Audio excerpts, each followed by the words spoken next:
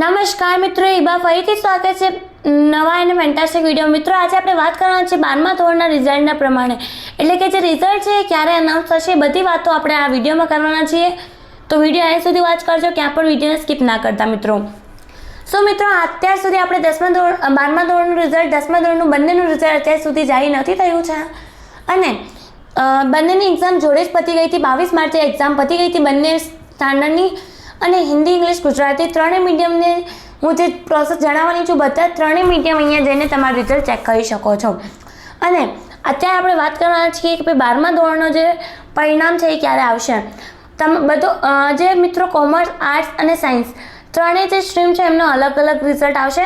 Commerce અને આર્ટ્સનો જોડે જ આવશે, સાયન્સવાળાના સ્ટુડન્ટ્સનો અલગ રિઝલ્ટ આવશે, એટલે કે બીજા દિવસે કદાચ એવું થઈ શકે છે, એવી સંભાવના છે. પણ અત્યારે જીએસઈબીએ શું ઓફિશિયલ અનાઉન્સમેન્ટ આપી છે આપણે તો એમની વેબસાઇટ ઉપર જઈને જોઈશું, પછી ખબર પડશે કે જોડે જ આવશે કે અલગ અલગ દિવસે આવશે. ઓકે મિત્રો, તો ચાલો હવે હું તમને જણાવી દઉં કે રિઝલ્ટ ડેટ જોવા માટે તમારે શું કરવાનું છે. ઓફિશિયલ અનાઉન્સમેન્ટ ડેટની થઈ ગઈ છે મિત્રો, કે કઈ ડેટે તમારું જે રિઝલ્ટ છે 12મા ધોરણનું એ જાહેર થશે. તો મિત્રો, કોમર્સ અને આર્ટ્સ અને સાયન્સ આ વખતે જે ત્રણેય સ્ટ્રીમના જે પેપર હતા એ બહુ સરળ આવ્યા હતા, અને આઈ હોપ મોસ્ટ ઓફ સ્ટુડન્ટ્સને 70% ઉપર જ રિઝલ્ટ આવવા જોઈએ. અને આપણે જે 12થવાળા છે એમને, સાયન્સવાળાને અત્યાર સુધી રિઝલ્ટ જાહેર નહોતું થયું, પણ લગભગ આજના કાલ દિવસમાં અનાઉન્સ થઈ જશે. કેમ કે 5 તારીખે પછી તમારી નીટની એક્ઝામ છે, અને નીટની એક્ઝામ પહેલાં જ તમારું જે રિઝલ્ટ છે એ અનાઉન્સ થઈ જશે. જે લોકો નીટની તૈયારી કરી રહ્યા છે મને કોમેન્ટ સેક્શનમાં જરૂરથી કહી દેજો કે કોણ નીટની તૈયારી કરી રહ્યા છે. ઓકે મિત્રો, તો ચાલો આપણે હવે જોઈ લઈએ શું કરવાનું છે. નોર્મલ રિઝલ્ટ ડેટ જોવા માટે ગૂગલ ઓપન કરવાનું છે. તમારે ગૂગલ ઓપન કરીને ત્યાં સર્ચ કરવાનું છે સ્ટડી વિલેજ સર્ચ કરવાનું છે, અને સ્ટડી વિલેજને ઉપર ક્લિક કરવાનું છે મિત્રો. આવી રીતના ક્લિક કર્યા પછી એક બીજો પેજ ઓપન થઈ છે તમારી સ્ક્રીન સામે. આવી રીતના ઓપન થઈને નીચેની ઓર મિત્રો સ્કોર કરવાનું છે.